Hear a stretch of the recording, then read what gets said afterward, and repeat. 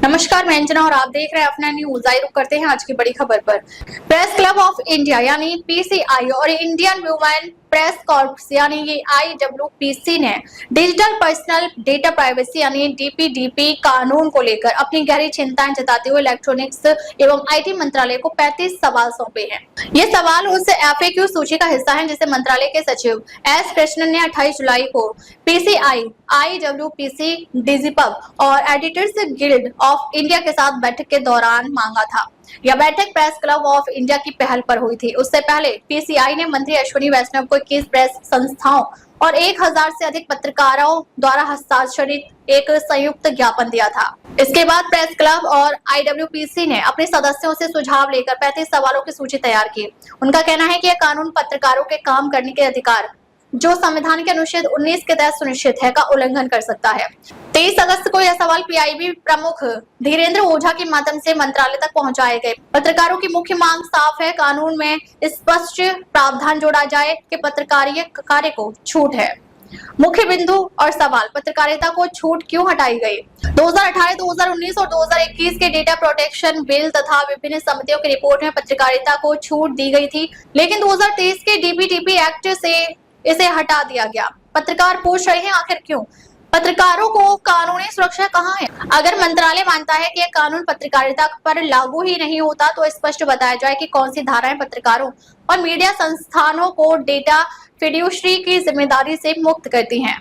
RTI कानून पर असर। RTI एक्ट की धारा 8 यानी 1 J में संशोधन से व्यक्तिगत जानकारी के खुलासे का दायरा सीमित हो गया है। पहले जनहित में खुलासे की छूट थी जो अब खत्म हो गई। सवाल है, भ्रष्टाचार या घोटाले से जुड़े दस्तावेजों तथा पत्रकारों की पहुंच कैसे बनी रहेगी? डेटा ट्रांसफर परिभाषाएं और अर्काइव। पत्रकारिता में कई बार व्यक्तिगत जानकारी वाले दस्तावेज विदेशों में सुरक्षित सर्वरों पर रखने पड़ते हैं, लेकिन धारा 16 डेटा ट्रांसफर पर रोक लगाती है। ऐसे में पत्रकारिता का डेटा बाहर कैसे सुरक्षित रहेगा? साथ ही धारा 2 में डेटा फिड्यूशरी, डेटा प्रिंसिपल जैसी परिभाषाएं क्या पत्रकारों पर लागू होती हैं? यदि हाँ, तो कौन सी छूट है? यदि नहीं, तो इसे स्पष्ट क्यों नहीं किया गया? ड्राफ्ट नियम 8 और 15 कहते हैं कि डेटा कुछ समय बाद डिलीट किया जाए। तो क्या ऐतिहासिक महत्व वाली खबरें, आर्काइव और जनहित से जुड़ी फाइलें सुरक्षित रहेंगी? सहमति लेने की बाध्यता। पत्रकारिता में नाम, उम्र, जाति, स्थान जैसी जानकारी जरूरी होती है। अगर इन्हें प्रकाशित करने से पहले हर व्यक्ति की सहमति लेनी पड़ी तो खबर अधूरी रह जाएगी। दंगे, आतंकी हमले या आपदा जैसी घटनाओं में लाइव रिपोर्टिंग से पहले सहमति लेना व्यावहारिक कैसे होगा? क्या भ्रष्टाचार या कस्टोडियल मौत में आरोपी मंत्री अधिकारी से सहमति लेनी होगी? धारा 7 में कहा गया है कि डेटा केवल निर्दिष्ट उद्देश्य के लिए इस्तेमाल होगा। सवाल है कि राशन कार्ड, आधार जैसी समस्याओं की रिपोर्टिंग में इकट्ठा किए गए डेटा को जनहित में इस्तेमाल करने के लिए हर व्यक्ति से सहमति लेना जरूरी होगा या नहीं?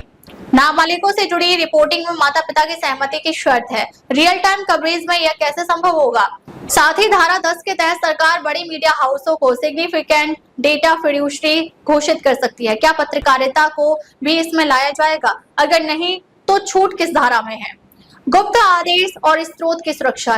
नियम 22 कहता है कि सरकार डेटा फिड्यूशरी से जानकारी मांगकर आदेश दे सकती है कि वह इसे सार्वजनिक ना करे। पत्रकार पूछ रहे हैं, रिपोर्टिंग का अधिकार और सुरक्षा, गोपनीयता का संतुलन कैसे बनेगा?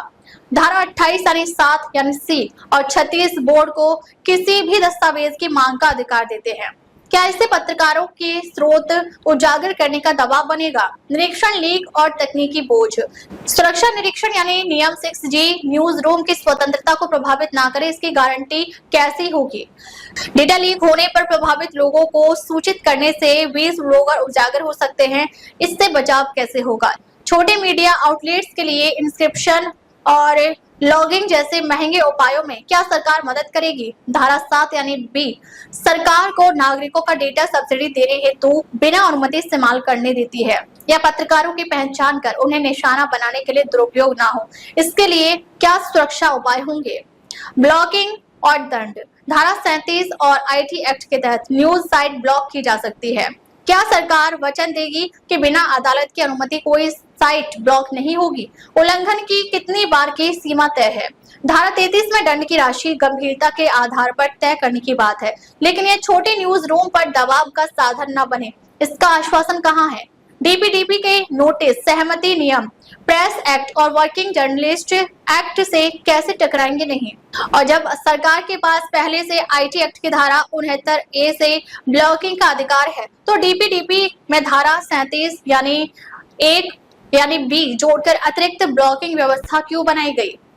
प्रेस क्लब ऑफ इंडिया और आईडब्ल्यूपीसी का कहना है कि डीपीडीपी कानून में कई ऐसे प्रावधान हैं जो पत्रकारिता की स्वतंत्रता और जनता के सूचना पाने के अधिकार को प्रभावित कर सकते हैं। इसलिए उनकी मूल मांग है कि कानून में स्पष्ट रूप से पत्रकारीय कार्य को छूट लिखा जाए, ताकि पत्रकार बिना डर और दबाव के जनहित में अपना काम कर सके। अब तक के लिए बस इतना ही, फिर मिलते हैं एक ऐसे ही बड़ी खबर के साथ। तब तक के लिए नमस्कार और देखते रहिए अपना न्यूज।